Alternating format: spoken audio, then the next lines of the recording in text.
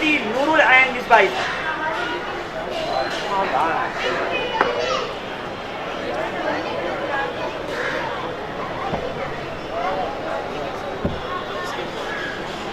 نعرہ تکبیر، نعرہ رسالت، نعرہ حیدری، نعرہ غوث، خواجہ کا ہندوستان۔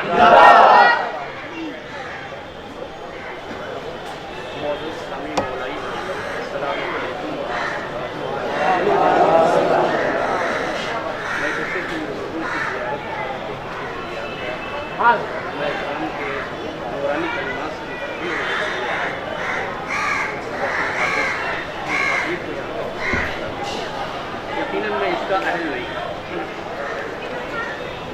ایک بار درود پاک پڑھنے مولا کی بارگاہ میں وعلی آل سیدنا مولانا محمد مبارک وسلم صلاۃ و سلام علیک وعلی آلک یا رسول اللہ صلی اللہ علیہ وآلہ وسلم۔ عزیزان گرامی، ہم اس پروگرام میں شریک ہیں سبھی حضرات کا یہ حضرت علامہ مولانا فخر عالم شہدہ کمالی صاحب قبلہ نے ہندوستان کی سرزمین پر پہلا وہ کارنامہ انجام دیا ہے جس کے تعلق سے سوچتے ہوئے بھی لوگ گھبراتے ہیں۔ حضرت ابو طالب علیہ السلام رضی اللہ نہیں نہ رہا رضی اللہ اس کے لیے جسے اللہ کبھی ناراض رہا ہو تو ہم دعا کریں کہ اللہ راضی ہو کیا وہ ہے قرآن کی زبان میں مولا ابو طالب علیہ السلام وہ ہستی ہے جن سے اللہ رب العزت نے ازل ہی میں رسول اللہ کی نصرت و حمایت کا وعدہ دیا۔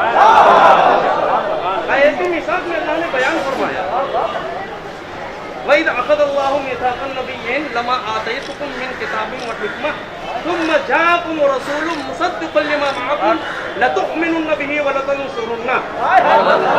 میں کوئی خطیب نہیں ہوں، میرا کوئی انداز نہیں ہے، بس ایک چیز کی طرف توجہ دلانا ہے۔ اللہ رب العزت احکم الحاکمین اور حکیم ہے، اس کا کوئی بھی قول، کوئی بھی فعل، کوئی بھی عمل حکمت سے خالی نہیں ہوتا۔ کیا یہ ممکن ہو سکتا ہے کہ اللہ تبارک و تعالیٰ کے علم میں یہ چیز ہے کہ رسول اللہ کے زمانے میں کوئی اوصاف نبوت سے متصف نہیں ہوگا، پھر بھی اس سے دعویٰ لے لے رسول اللہ کی نصرت و حمایت۔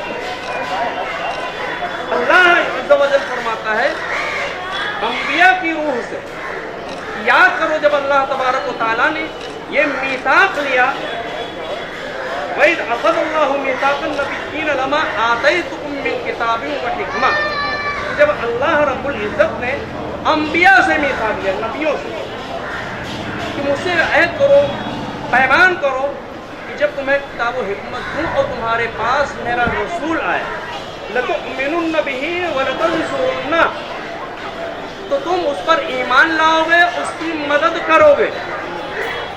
اللہ تبارک و تعالیٰ تو عالم الغیب و شہادہ ہے، جتنے بھی واقعات پیش آنے والے ہیں سب کا علم رکھتا ہے۔ آپ یہ غور کر کے بتائیں جب اللہ اگر رسول اللہ کے زمانے میں اوصاف نبوت سے متصف کسی شخصیت کو موجود رہنا نہیں تھا تو کیا وعدہ ویسے لے رہا؟ اللہ تعالیٰ فرما رہے مجھ سے عہد کرو، مجھ سے وعدہ کرو کہ جب میرا آخری نبی تمہارے پاس آئے تو تم اس کی مدد کرو گے، اس پہ ایمان لاؤ۔ اب سوائے جناب ابو طالب علیہ السلام کے کسی ایسی شخصیت کو دکھا دو جس نے رسول اللہ کی سب سے پہلے حمایت کیا۔ یہ امت کا بھی بڑا عجیب و غریب حال ہے۔ آپ کو معلوم ہے اسلام کی سب سے پہلی دعوت ذوالعشیرہ کے موقع پر اسلام کی سب سے پہلی دعوت پیش کی گئی۔ 3 سال تک یہ اسلام کی دعوت گھر میں رہی، 3 سال کے بعد یہ دعوت گھرانے تک پہنچی اور پھر اس کے بعد زمانے تک پہنچی۔ اب کتنا अक्ल कहा जाए उस शख्स को जिसने जो मुस्लिम अव्वल को जाकर जमाने में तलाश कर रहा है। पहली दावत इस्लाम की घर में पेश की गई है तो घर में तलाश करना चाहिए ना। तो हजरत फखरे आलम शहीद कमाली साहब क़िबला ने जो कारनामा अंजाम दिया है, यकीनन इसके ताल्लुक से सोचते हुए लोग घबराते हैं। आपने कदम उठाए, बहुत बड़ा कारनामा अंजाम दिया है हिंदुस्तान की तो जाहिर सी बात है खिलाफ मुखालफत तो होगी। अरे जिसके ताल्लुक से हजरत न बर्दाश्त किया जाए अलैहिस्सलाम को बर्दाश्त करना, हजरत जिसके ताल्लुक से न बर्दाश्त किया जाए तो अलैहिस्सलाम रज़ी अल्लाह कहाँ से बर्दाश्त होगी। तो मुखालिफतें तो होंगी। एक चीज़ मैं आपसे अर्ज कर रहा हूँ, सबसे बड़ा मुखालिफ हमारा मुखालिफ सबसे बड़ा जो हथियार लेके आएगा वो इजमा का है। इससे बड़ा कोई हथियार नहीं, दावे के साथ कहे तो इजमा से बड़ा उसके पास कोई हथियार नहीं है। वो यही कहेगा कि इस पर इजमा है, जमहूर का इजमा है। तो उसके ताल्लुक से एक चीज़ मैं आपसे अर्ज कर दे रहा हूँ ताकि उनको जवाब देने के लिए आपके पास मैटर फराहम हो। याद रखिए ये वो नुफूस कुदसियाँ हैं जिनके सदक़े में जनाब आदम की तौबा कबूल है। और याद करो जब अल्लाह रब्बुल इज़्ज़त ने आदम अलैहिस्सलाम की तख्लीक के मकसद को फरिश्तों पर जाहिर किया और फरमाया कि मैं आदम को इस पूरे अर्थ में रुए ज़मीन पर खलीफा बनाने वाला हूँ। तो फरिश्तों ने क्या कहा, अतजअलु फ़ीहा मन युफ़्सिदु फ़ीहा व यस्फ़िकु दिमा, कि परवरदिगार आलम क्या तू ऐसे कोई ज़मीन पे भेजेगा, खलीफा बनाएगा जो लोगों को खून बहाए, फसाद करे। तो सारे फरिश्तों ने इजमा किया था आदम की तख्लीक के खिलाफ, सारे फरिश्तों ने इजमा किया था आदम की तख्लीक के खिलाफ। लेकिन क्या फरिश्ते क्या कभी मासूम है ना, कभी गलत नहीं बोल सकते, उनसे गुनाह नहीं हो सकता, गलती नहीं हो सकती, गलती का इम्कान ही नहीं है। तो जिनसे गलती का इम्कान नहीं है आदम के खिलाफ अल्लाह ने जब उनके इजमा को रद्द कर दिया तो जिनके सदक़े में जनाब आदम की तौबा उसके खिलाफ इस गुनहगार उम्मत की इजमा की हैसियत क्या है।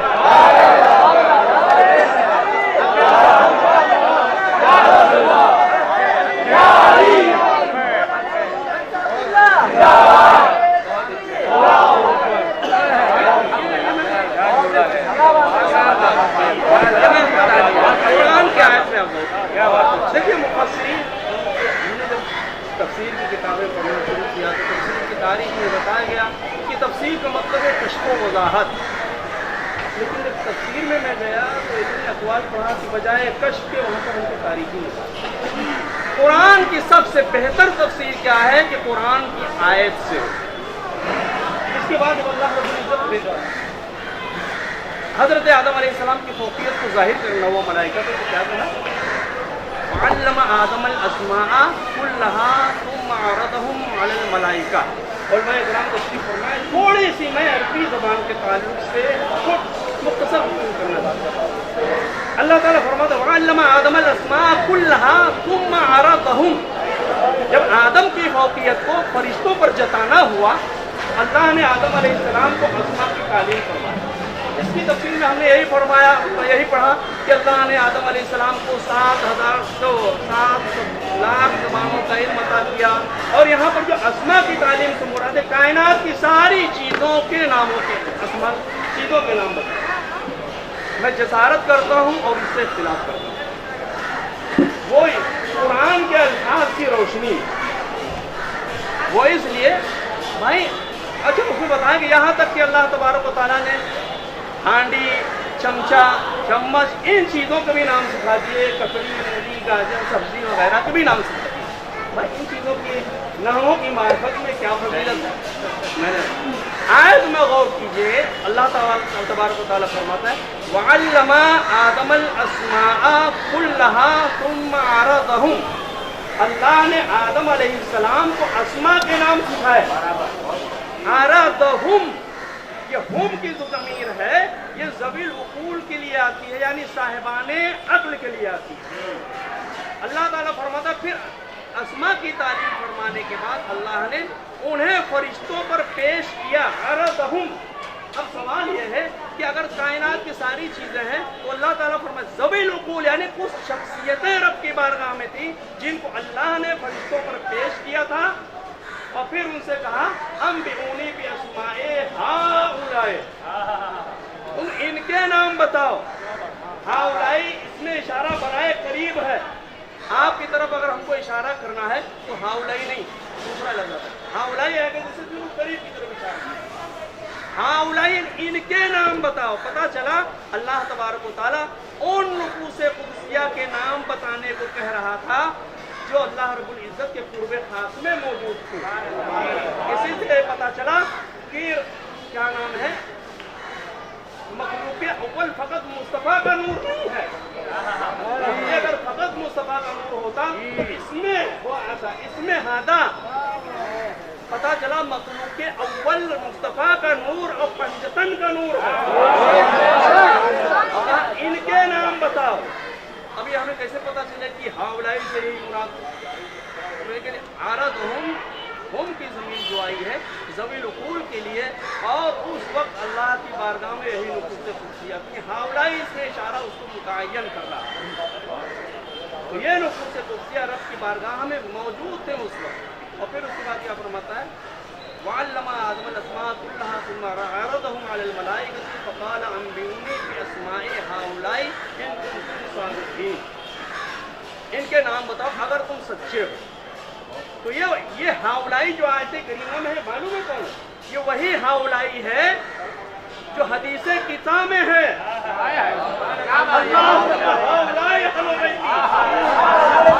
یہ آیت کریمہ میں وہی ہؤلاء ہے۔ ہم کسی چیز کو اگر پہلی بار دیکھیں تو ہم تو پہلے صبح اس سے تعارف چاہیں گے، ہم یہ کون موجود ہے ابھی جیسے یہ کہ پہلے تو تعارف ہے، ہم جاوید اختر کو نہیں جانتے، ان کے چہرے کو نہیں جانتے، اولاً پہلے تعارف ہے تو کوئی بتائے گا ہم سمجھ جائیں گے، لیکن کسی شخصیت کو ہم پہلی بار اگر دیکھیں تو ہم تھوڑی دیر تو اسی میں لگے رہیں گے ہے کون، ان کی معرفت چاہیں گے۔ اچھا آپ یہ بتائیں جب آدم علیہ السلام نے پنجتن کے نام کو دیکھا تھا تو کیا کچھ غور کیا تھا، سوچا تھا؟ نہیں، فوراً ان کو سمجھ میں آ گیا ارے یہ وہ نفوس قدسیہ ہیں جن کے صدقے میں ہماری توبہ قبول ہو سکتی ہے۔ اس کا مطلب یہ ہے کہ معرفت پہلے سے تھی، معرفت کب تھی؟ اسی وقت جب اللہ رب العزت نے تعلیم فرمائی اسماء کی، وعلم آدم الاسماء کے ذریعے، تو آدم علیہ السلام کو ان پنجتن کی معرفت پہلے سے تھی، اور لیکن کیا ہوتا ہے معرفت تو ہوتی ہے لیکن کسی وجہ سے افکاری دنیا میں الجھ جانے کی وجہ سے کبھی وہ چیز ذہن سے نکل جاتی۔ جب اسماء کو دیکھا تو کہا ارے یہ وہ نفوس قدسیہ ہیں جن کی معرفت نے مجھے فرشتوں پر فوقیت دیا تھا، ارے یہی تو ہے ہمارے واسطے وسیلہ اور ذریعہ، فوراً اپنے آپ کے توسل سے ہوا۔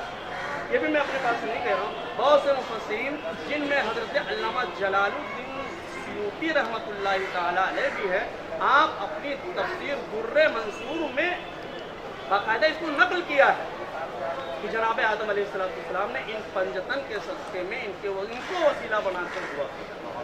اور میں کر رہا تھا یہ آدم علیہ السلام کے خلاف اللہ تبارک و تعالیٰ جب معصوم فرشتوں کے اجماع کو ٹھکرا دے رہا ہے تو جن کے صدقے میں جناب آدم کی توبہ قبول ہوئی ان کے خلاف اگر یہ گنہگار امت اجماع کر لے اس کی حیثیت کیا ہے؟ آپ یہ جواب ان کو ان کے اجماع کر دیں، اس سے بڑی دلیل ان کے پاس کوئی نہیں۔ اللہ تبارک و تعالیٰ کی بارگاہ میں دعا ہے پروردگار عالم ہم سب کے دلوں میں سچی مودت اہل بیت راسخ فرمائے اور اسی پر جینے اسی پر مرنے کی توفیق عطا فرمائے۔ السلام علیکم ورحمۃ اللہ وبرکاتہ۔